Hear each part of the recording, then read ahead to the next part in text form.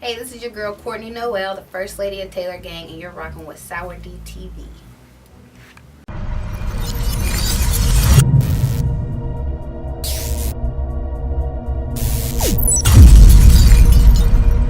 I have a really big family, and we're really close. So, growing up in Pittsburgh is like growing up in a city full of your family. For me, basically, because my family is everywhere in Pittsburgh. And you always know somebody who knows somebody who knows somebody. But we have a big, just loud, crazy, hilarious family. And we take over like a large population of Pittsburgh. I was about, like when I first decided that music was something I really wanted to do, I was about 14 or 15. When I was 13, I wrote this song for a guy group in Baltimore. They were like trying to do the whole Drew Hill thing. You know, Baltimore has club music like dun, dun, dun, dun, dun, dun. So I wrote a couple of songs like that. And then they were like, you know, we want to do like a Druid Hill thing. So I wrote them this love song, which I don't know how I came up with it, where I pulled the inspiration from. I just wrote it. And I sang it for my mom, and she was like, you cannot give nobody that song. You need to record that song for yourself. And I really didn't at first, but when I was about 15, 16, she took me to like my first recording studio, and I recorded the song, and I kind of fell in love with recording from there. And that's when I heard myself professionally recorded, I was like, okay, like I think this is what I want to do. I can spend hours in here doing this. It didn't really impact my musical journey, but it impacted like my personality, my character, who I am. Like I get a lot of my style from Baltimore.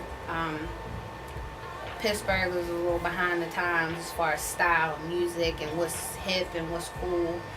Baltimore is a little more up on things because of DC, New York, Philly. So I got my style from there, and a lot of like my mannerisms and little swag that I, whatever I got going on from Baltimore.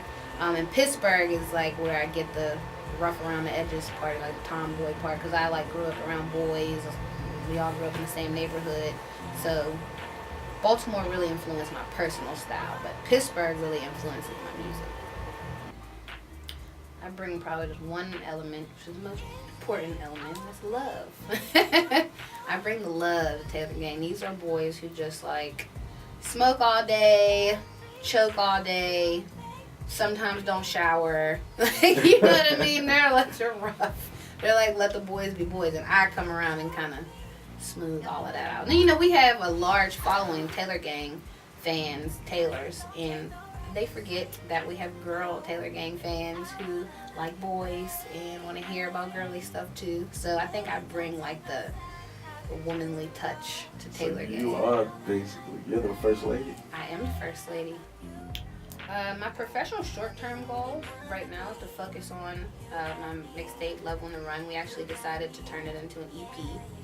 So that's going to be out this summer on iTunes. We tried to put the mixtape on iTunes, but we had like samples and stuff we couldn't get cleared. So now we're just going back, picking the songs we really love and adding more stuff to it, some bigger producers, some bigger songs, and turning it into an EP. We have the Under the Influence tour with Wiz and Jeezy, Tyga, Ty Dolla $ign, which like I'm going crazy about because I love Jeezy.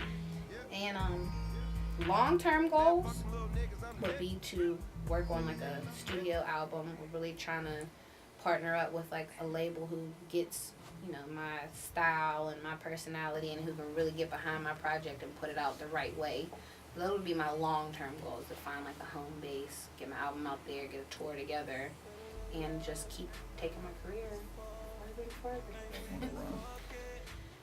When I did Wishing on a Star, it was more so to like show people like I don't just write hooks, I don't just sing Wiz's hooks, I'm not, you know what I mean, like I can put together a full body of work. And it was like some started from the bottom type stuff. I was on SoundClick all night, like downloading free beats and instrumentals and writing, and then I would go in the studio and lay the song, and then go back and buy the beat from the producer. So it was kind of rough around the edges. Like I paid buku money for like studio time and the mix and stuff, and I was just trying to get stuff out there. With Love on the Run, I was comfortable with my voice at this point. I was comfortable with my writing style. I was comfortable with the personality that I just naturally have. Where Wish on a Star, I was kind of trying to do R&B and infuse some type of pop.